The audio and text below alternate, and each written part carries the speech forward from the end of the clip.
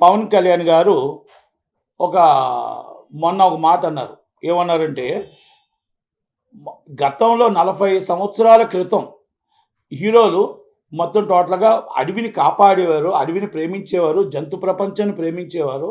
జంతువులకి ఎలాగుండాలి అనేది ఒక ఒక మెసేజ్ ఓరియెంటెడ్ సినిమాలు తీశారు. 'రాజ్‌కుమార్' గారు, ఒక 'ఎన్టీ రామారావు' గారు, ఒక 'అక్కినేని నాగేశ్వరరావు' గారు వాళ్ళందరూ గూడా అలాంటి సినిమాలు తీసి ఒక మెసేజ్ ఓరియెంటెడ్ ఇచ్చేవారు.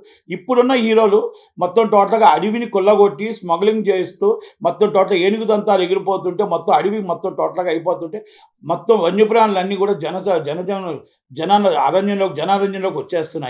జనాల మధ్యలోకి వచ్చేస్తుంటే ఇబ్బంది కలుగుతుంది. వాళ్ళకి నీడ లేక వచ్చేస్తున్నాయి. వాళ్ళకి తిండి లేక వచ్చేస్తున్నాయి. కనుక మనం ఈరోజు మెసేజ్ ఏమి ఇస్తున్నాము? మనం కాకపోతే ఆ రోజు ఇచ్చిన హీరోలకి, ఈరోజు ఇచ్చిన ఇప్పుడున్న హీరోలకి తేడా అది అనేది చెప్పి ఆయన అటవీ శాఖ మంత్రిగా ఈజ్ ద పొలిటికల్ లీడర్‌గా ఆయన ఒక అధ్యాయం చేసి ఈ మొత్తం టోటల్‌గా ఈ గంధపు చెక్కల స్మగ్లర్‌ని ఎలా పట్టుకోవాలి? ఈ మొత్తం టోటల్‌గా ఏనుగు దంతాలు ఏనుగుల్ని, వన్యప్రాణులను చంపేస్తున్న వాళ్ళని ఎలా పట్టుకోవాలి? ఈ అడవి మొత్తం సంపదను ఎలా కాపాడుకోవాలి? ఈ అడవి మొత్తం టోటల్‌గా ఏదైతే ఉందో గతంలో ఉన్న మాదిరిగా ఎలా ఉంచాలి అనేది ఆయన మీటింగులు పెడుతూ దాన్ని అధ్యయనం చేస్తూ దానికోసం ప్రెస్ మీట్ పెట్టారు తప్ప ఆయన సినిమాలకి ఏదో అల్లు అర్జున్ గారినో ఇంకొకరినో అనేది కాదు. ఆయన పొలిటికల్‌గా ఆయన ప్రెస్ మీట్ పెట్టారు. అందరికీ చెప్పాడు. అంత ఇప్పుడున్న హీరోలకి చెప్పాడు. గతంలో జరిగింది చెప్పాడు. కనుక దాన్ని ఒక సోషల్ మీడియాలో ఏదో అల్లు అర్జున్ గారికి ఆళ్ళకి అల్లు అర్జున్ గారి ఇష్టం. అల్లు అర్జున్ గారిది ఆయన వ్యక్తిగతం. ఆయన వైసీపీకి సపోర్ట్ చేసిన ఆయన వ్యక్తిగతం. కనుక ఈరోజు మళ్ళా అల్లు అరవింద్ గారు ఎళ్లారు. బన్నీ వాసు గారు ఎళ్లారు. మళ్ళా అందరూ సినిమా హాల్‌ని తీసుకెళ్లారు. ఆయన మళ్ళా చంద్రబాబు నాయుడు గారితో తీసుకెళ్తానన్నాడు. ఆయనకి ఎప్పుడు కూడా అక్కడే మనం మాట్లాడతారు తప్ప కోపతాపాలు ఉండవు. కనుక దాన్ని మళ్ళా వేరే విధంగా ఎవరు కూడా అర్థం చేసుకోవద్దు. దయచేసి సినిమాని సినిమాలాగా చూడండి. ఏ సినిమా అయినా సినిమాని ఇండస్ట్రీలో ఆ నిర్మాత నష్టపోకుండా, డిస్ట్రిబ్యూటర్ నష్టపోకుండా, ఎగ్జిబ్యూటర్ నష్టపోకుండా చూడగలగాలని, అలాగే ఫ్యాన్స్ కూడా నచ్చితే చూడండి, నచ్చకపోతే మానేయండి గాని మీ ఇష్టం. ట్రోల్స్ మాత్రం చేసి సినిమా ఇండస్ట్రీని ఇబ్బంది పెట్టొద్దు అనేది మా రిక్వెస్ట్. సొసైటీ యాక్ట్ ప్రకారం సొసైటీ ల్యాండ్ అని ఎవరైనా తాకట్టు పెడతారా? తాకట్టు పెట్టినవాడు నేరమే, తాకట్టు పెట్టుకున్నవాడు నేరమే. ఎందుకంటే జనరల్ బాడీ నిమిత్తం మేము జనరల్ బాడీలో ఏదైతే ఇచ్చారో జనరల్ బాడీ ప్రకారం మేము తాకట్టు పెట్టాము అని చెప్పి దీంట్లో చెప్పారండి. ఇగో జనరల్ బాడీ దీంట్లో జనరల్ బాడీలో మేము తీర్మానం చేసాం. మీరు జనరల్ బాడీలో తీర్మానం చేస్తే మొత్తం టోటల్గా అందరికి 69 ఎకరాలు అమ్మి వచ్చా? మీకు ల్యాండ్ దేనికి ఇచ్చింది? మీ సొంత ల్యాండ్ కాదు కదా. 69 ఎకరాలు మీరు ఆ ల్యాండ్లో 3000 గజాలు దాదాపు 150 కోట్ల ప్రాపర్టీ. 150 కోట్ల ప్రాపర్టీని 20 కోట్ల రూపాయలు, దాదాపు 20 కోట్ల రూపాయలకి 16.5 కోట్లకు తాకట్టు పెట్టారు. ఎవరు తీసుకున్నారండి ఇది? చదలవాడ శ్రీనివాసరావు గారు అన్న ఆయన. చదలవాడ శ్రీనివాసరావు గారు ఇండస్ట్రీకి పెద్ద అని చెప్తాడు కదా. ఈ ఇండస్ట్రీ ఉన్న పెద్ద ఆయన తాకట్టు పెట్టుకున్నాడు. వీళ్ళు తాకట్టు పెట్టారు. జనరల్ బాడీ అనుసరించి మేము పెట్టాము అని అంటున్నారు. పెట్టడం మరి ఏ సొసైటీ యాక్ట్ చెప్తుందో ఏ సొసైటీ యాక్ట్లో ఈ తాకట్టు ఎత్తి అమ్మివచ్చు, ఏ రిజిస్ట్రేషన్ చేసుకోవచ్చు అని చెప్తుందో వడ్డీతో 35 కోట్లు అయిందంట. అంటే ఇది కార్మికులకు చెందే ల్యాండ్. ఈ డబ్బుని ఏ విధంగా పెట్టారు? రో హౌసెస్. అసలు మీకు పర్మిషన్ లేకుండా రో హౌసెస్కి మీకు పర్మిషన్ లేకుండా డబ్బులు ఎలా కలెక్ట్ చేస్తారు? ఈరోజు ఇన్లీగల్గా మీరు డబ్బుని ఎలా కలెక్ట్ చేస్తారు? మీకు అపార్ట్మెంట్లు కట్టిస్తామని చెప్పి మీరు ఎలా డబ్బు కలెక్ట్ చేస్తారు? ఏ సొసైటీ యాక్ట్ చెప్తుంది? ఇవన్నీ కూడా దీన్ని మనం చూసి చూడనట్టు వదులుతున్న ఈ గవర్నమెంట్లు ఏంటి? దాంట్లో గతంలో టీఆర్ఎస్ గవర్నమెంట్ ఇలా సపోర్ట్ ఉండేది. ఈరోజు ఇప్పుడున్న గవర్నమెంట్ కూడా దీన్ని వెలుగు తీసి నిజమైన కార్మికులకు ఇస్తుందా? వీళ్ళందరి మీద యాక్షన్ తీసుకుంటుందా? లేదు అనుకుంటే మళ్ళీ వాళ్ళతో పాటు మళ్ళీ మేము మొత్తం టోటల్ వంత పాడుతుందా రేవంత్ రెడ్డి గారు గవర్నమెంట్ అనేది? ఒక్కసారి దాన్ని అంతటి కూడా పొంగులేరు శ్రీనివాసరెడ్డి గారు కానీ, అలాగే తుమ్మల నాగేశ్వరరావు గారు కానీ, అలాగే మరి కోమటిరెడ్డి వెంకటరెడ్డి గారు కానీ, అలాగే రేవంత్ రెడ్డి గారు దీన్ని మరి సీరియస్గా యాక్షన్ తీసుకుంటారా? కార్మికులకు అన్యాయం జరగకుండా మరి ఇమ్మీడియట్లీ దాని మీద సీరియస్ యాక్షన్ తీసుకొని ఎవరెవరు దీన్ని కుంభకోణాల్లో ఉన్నారో, ఎవరెవరు డబ్బులు తిన్నారో, ఎవరెవరు ఈ 70 కోట్ల రూపాయలు క్యాష్ను విత్డ్రాల్ చేశారో వీళ్ళందరి మీద సీరియస్ యాక్షన్ తీసుకుంటారా అనేది మరి ఈ గవర్నమెంట్, ఏపీ గవర్నమెంట్, మన తెలంగాణ గవర్నమెంట్ చేయాలి. మరి ఇదే గవర్నమెంట్, ఇదే చంద్రబాబు శ్రీనివాసరావు గారు, ఇదే కొంతమంది మరి వ్యక్తులు అందరూ వెళ్ళి వీళ్ళందరూ కలిపి అక్కడికి వెళ్ళిపోయి మళ్ళా ఆంధ్రప్రదేశ్లో చంద్రబాబు నాయుడు గారిని బురిడీ కొట్టిద్దాం, 2014లో కొట్టించినట్టు మళ్ళా బురిడీ కొట్టిద్దాం, మళ్ళీ ఆయన మోసం చేద్దాం అని చూస్తుంటే మరి చూస్తూ ఊరుకోవాలా చెప్పండి? మరి చూస్తూ ఊరుకోవాలా?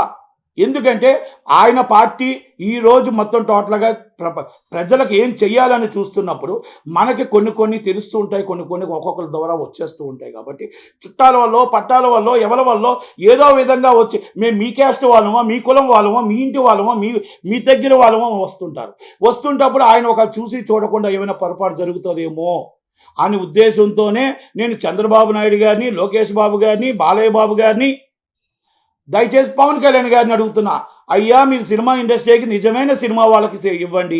ఈరోజు సినిమా వాళ్ళు ఎవరికి కూడా చాలామందికి లేవు. దయచేసి ఒక్కసారి వాళ్ళ సీనియారిటీ చూసి, వాళ్ళ కష్టాలు చూసి, అన్నీ చూసి కరెక్ట్గా చేసి ఇవ్వండి. ఇలాంటి ఎలక్షన్ ముందు రారు, ఎలక్షన్ ముందు అరెస్ట్ అయినప్పుడు రారు, ఇలా మొత్తం టోటల్గా మనకు పదవులు వచ్చినప్పుడు మాత్రం వస్తారు. ఈ పదవులు ఆశిస్తూ ఉంటారు. ఇలాంటి వాళ్ళకి మీరు పదవి ఇవ్వద్దు, మంచి వాళ్ళకి పదవి ఇవ్వండి. ఇది ఒక రాఘవేంద్ర గారు ఉన్నారు, ఒక దత్తు గారు ఉన్నారు, ఒక కేఆర్ నారాయణ గారు ఉన్నారు, ఒక కుమార్ చౌదరి గారు ఉన్నారు. వాళ్ళందరినీ అడగండి. ఇది నేను చెప్పింది తప్ప లేకపోతే నేను రైటా కాదా అని ఒక్కసారి అడగండి. ఎవరి మీద నాకు కక్ష సాధింపులు లేవు. ఈరోజు మొత్తం టోటల్గా దయచేసి నేను ఒక్కసారి వినిపిస్తున్నాను, నా నా వాదన వినండి. అందరికీ కూడా నేను చెప్పడం జరిగింది. ఆంధ్రప్రదేశ్లో ఏ ఉద్యోగం జరగకూడదు. 2014లో ఫిలింనగర్ క్లబ్లో జరిగిన అన్యాయం అలా జరగకూడదనే ఉద్దేశంతోనే నేను ఇది చెప్తున్నాను. దీని అన్నింటికి కూడా నేను డాక్యుమెంట్స్తోనే మాట్లాడుతున్నాను తప్ప వితౌట్ డాక్యుమెంట్ మాట్లాడట్లేదు. ఎవరైనా చర్చకు వస్తానంటే ఐఎమ్ చర్చకు నేను రెడీగా ఉన్నాను. ఎవరైనా చర్చకు రావచ్చు. తప్పు మాట్లాడితే నా మీద డిఫర్మేషన్ వేసుకోవచ్చు. ఎవరైనా తప్పు మాట్లాడితే ఏదైనా కేసు పెట్టుకోవచ్చు. I'm ready. అలాగే ఇంకోటి, బాలయ్య బాబు గారు ఈరోజు గోల్డెన్ ఫంక్షన్కి అనౌన్స్ చేశారు. మంచి పరిణామం. ఆయన 50 సంవత్సరాలకి ఫంక్షన్కి ఇప్పటికైనా గుర్తొచ్చింది, సంతోషం. ఆయన 50 సంవత్సరాలు ఫంక్షన్ చేయాలని అందరూ ఆలోచించుకున్నారు. కానీ అందరూ ఫంక్షన్ ఆలోచించుకున్నప్పుడు అందరినీ మా అసోసియేషన్ నుంచి పిలిచారు. ఓకే, మాధవరావు గారు వచ్చారు, అందరూ వచ్చారు, అలాగే ఇండస్ట్రీ నుంచి. ఓకే, నేను కూడా ఆఫీస్ బేరలు, నన్ను కూడా పిలలేదు కనుక ఓన్లీ ప్రెసిడెంట్, సెక్రటరీలు అందరూ కలిపి ఏదో ఒక గోల్డెన్ జూబ్లీ మీటింగ్ పెట్టాలనుకున్నారు. ఏం జరిగినా కూడా బాలయ్య బాబుకు మంచి 50 సంవత్సరాల ఫంక్షన్ జరగాలి, మంచిగా జరగాలి. కానీ ఆ పదవి ఆయన పెట్టేటప్పుడు అందరూ కూడా చిరంజీవి గారు, ప్రభాస్ గారు, మొత్తం అందరూ ఇండస్ట్రీ అందరూ ఉండి ఆ 50 సంవత్సరాలు ఫంక్షన్ చేస్తే బాగుంటుందని, అందరినీ కలుపుకొని వెళ్తే బాగుంటుందని, ఇది కొంతమందే కలుపుకొని వెళ్తున్నట్టు నాకు అనిపించింది. ఇది నేను చెప్తున్నా. బాలయ్య బాబు గారు ఇది మొత్తం టోటల్గా దీంట్లో కొంతమంది స్వార్థపరులు ఉన్నారు. కొంతమంది స్వార్థపరులు కూడా మీరు ఆలోచించండి. మీకు సన్మానం చేసో లేకపోతే గోల్డెన్ జూబ్లీ పెట్టి మీకు అందరికీ చెయ్యాలని అందరూ కలిపి చేయాలి. సౌత్ ఇండియా ఛాంబర్ నుంచి అందరూ కలిసి మీకు సన్మానం చేస్తే మాకు మంచిదని. అలాగే చిరంజీవి గారు రావాలి, పవన్ కళ్యాణ్ గారు రావాలి, మొత్తం టోటల్గా ప్రతి ఒక్కరు రావాలి, జూనియర్ ఎన్టీఆర్ గారు రావాలి, ప్రతి ఒక్కరు వచ్చి ఇది ఒక ఇండస్ట్రీ ఫంక్షన్గా చెయ్యాలనే మా కోరిక తప్ప ఇంకోటి ఏమీ కాదండి.